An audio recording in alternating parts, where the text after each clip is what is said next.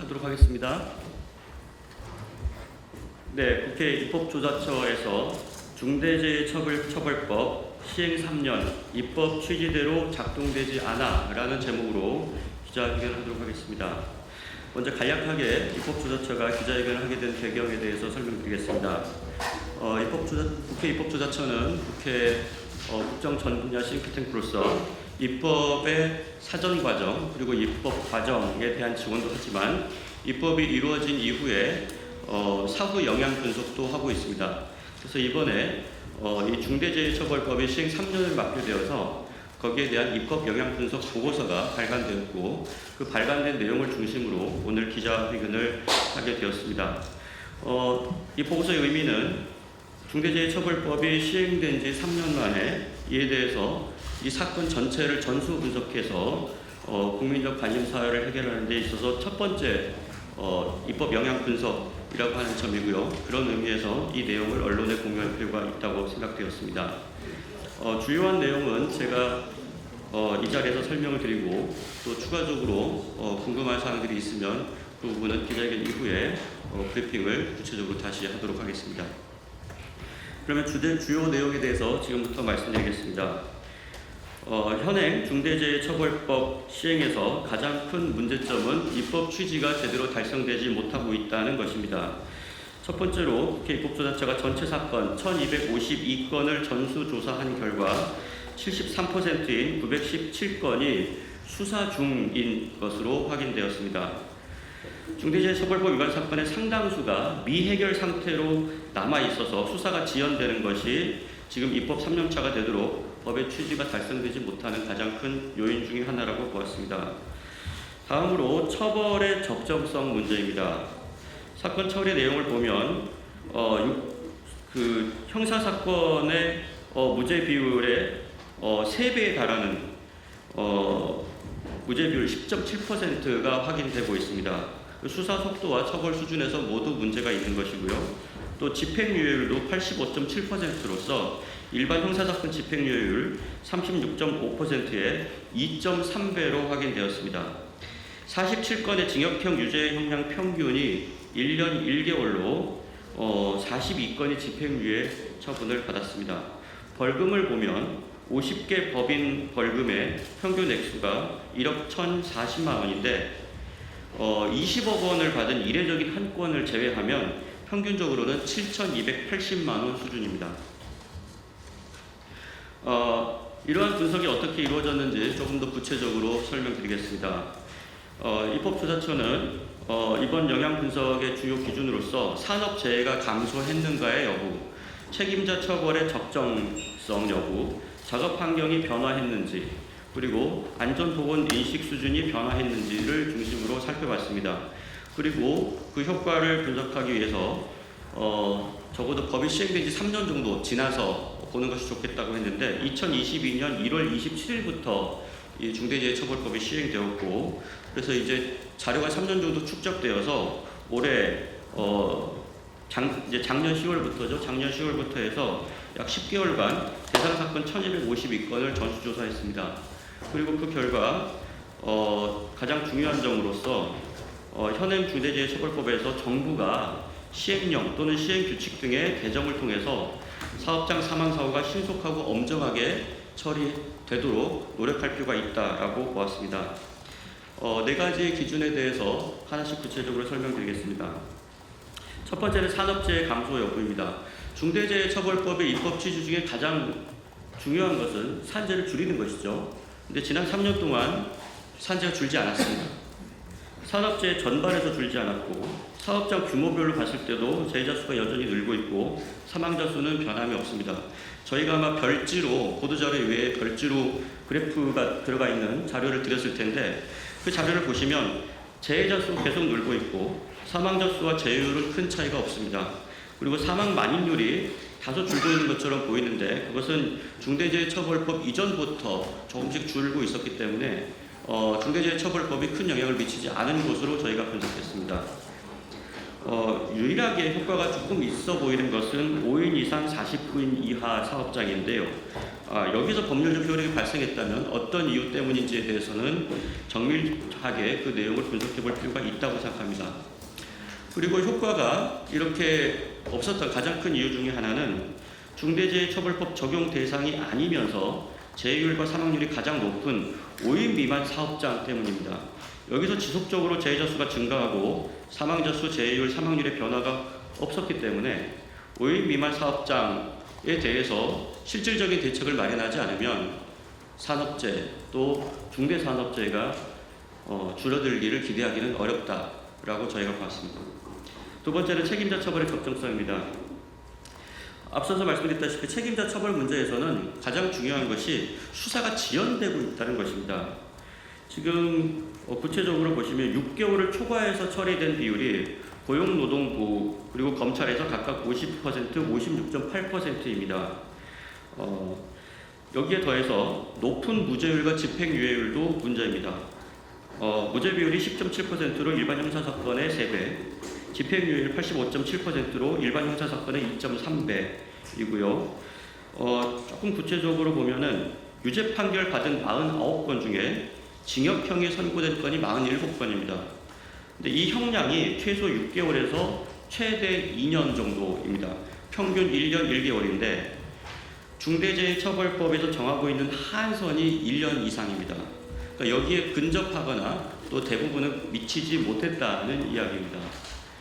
그래서 중대재해처벌법의 원래 입법 취지, 책임자의 처벌을 강화해서 산재를 줄여보겠다라고 했는데 실제로 이 유죄 판결을 받은 내용들을 보시면 한선에도 미치지 못하는 여러 사법적인 감경 사유들이 거기에 들어가면서 결과적으로는 이 법이 제대로 작동하지 못하고 있다. 판결에서 이렇게 볼 수 있는 것이죠. 그리고 아까 설명드렸지만 20억 원을 부과받은 한 건을 제외하면 벌금의 평균이 7,280만 원입니다. 이 7,280만 원을 받은 이 중대재해처벌법 사건은 2명 이상이 중상을 입거나 또 사망하거나 하는 굉장히 중대한 사건이죠. 그래서 처벌을 강화해서 벌금을 강화해서 법의 실효성을 높이겠다는 것인데 그 벌금이 7,280만 원 정도다라고 한다면 이것이 입법 취지를 달성하는데 충분했다고 볼 수 있느냐는 상당한 의문이 있다고 하겠습니다. 세 번째로 작업 환경의 변화, 안전보건 인식 수준의 변화입니다. 이번 분석에서 확인된 바로는 중대재해처벌법 시행 이후에 새로운 작업 방식이 도입되었다거나 현장에서 체감할 수 있는 수준의 큰 변화는 없었던 것으로 조사했습니다. 산업 현장에서 건강과 안전에 대해서 새롭게 정보가 제공되었다는 점을 찾아보기가 어려웠고 소음, 진동, 화학 제품 등 물리적 위험에 노출되는 정도에서도 변화가 없는 것으로 나타났습니다. 효과가 조금 있었던 부분은 어떤 부분이냐면 경영자들의 안전보건 인식 변화, 안전보건 관리체계 개선 등인데 하지만 중대재해의 실질적인 배후 요인으로 보이는 노동 강도에서는 거의 변화가 없었고 노동조합이 안전보건 관리에서 능동적인 역할을 하게 되는 변화도 관찰되지 않았습니다. 그래서 이러한 부분들이 전반적으로 중대재해처벌법의 실효적인 작동을 막고 있고 그리고 여러 가지 개선점이 필요하다고 보았습니다. 이에 대해서 국회 입법조사처는 입법 영향 분석을 통해서 4가지의 개선 방안을 제안했습니다. 첫 번째는 현행 법 규정을 보완할 수 있는 시행령과 관련 규정의 정비입니다. 지금 입법 취지가 제대로 달성되지 않고 있는 것을 입법조사처에서는 법 집행자들의 의지 부족 그리고 그에 따른 규정의 위비에 있다고 보았습니다.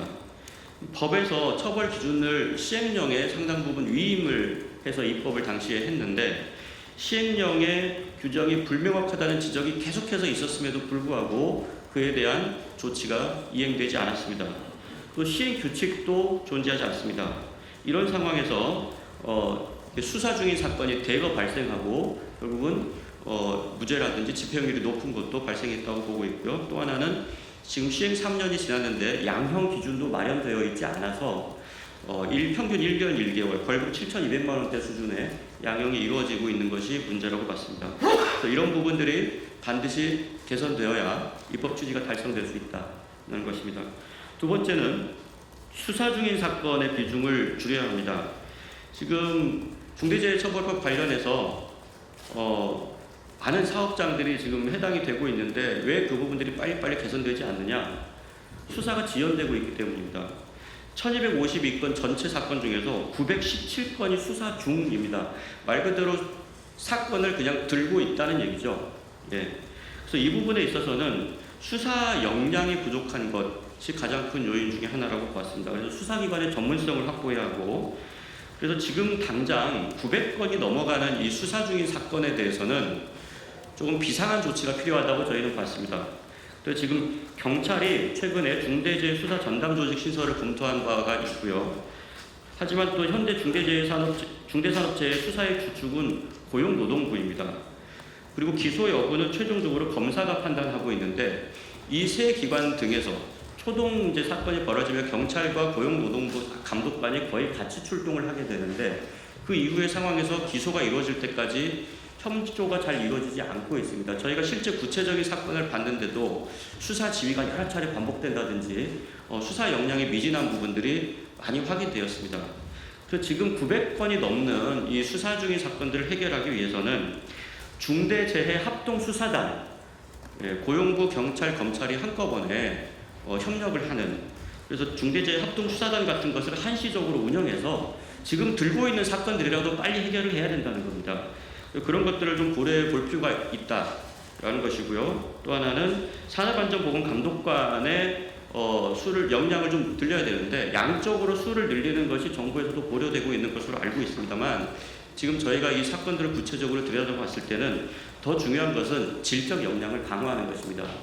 지금 검찰과 또 그 고용노동부 사이에 과거에 수사 역량을 강화하기 위한 몇 차례 협의가 이루어진 것을 확인했습니다만 그 정도 가지고는 이 수사 중인 사건들을 털어낼 수 있을 만큼 수사 역량이 제고되기가 어렵다.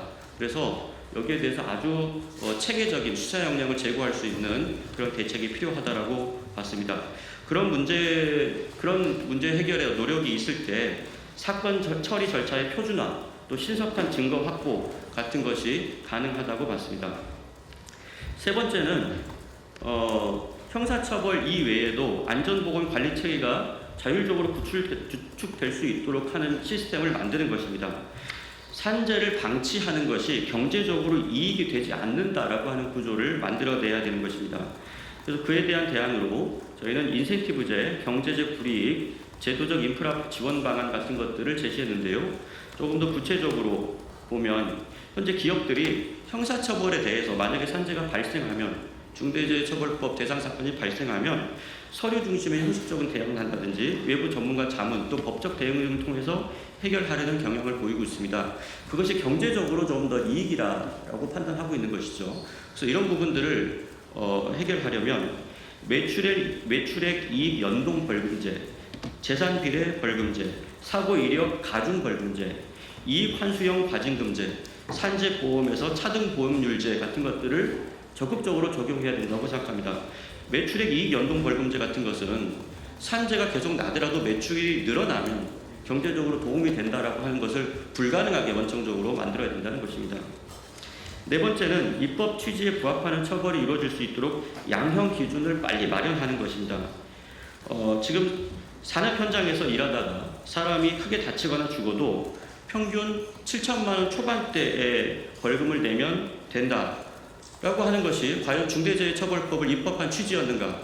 그렇게 많은 사회적인 어떤 갈등 요인들을 극복하면서 합의를 이루어냈던 그 결과가 이런 것인가라고 하는 것에 대해서 상당한 의문을 갖게 합니다. 그래서 지금 말씀드린 대로 이런 양형 기준을 명확하게 마련해서 우리가 이 입법을 했던 그 취지가 달성될 수 있도록 법 집행자들이 특히 행정부와 사법부가 노력을 같이 경주해 주기를 바란다라고 하는 의견을 저희가 제시했습니다.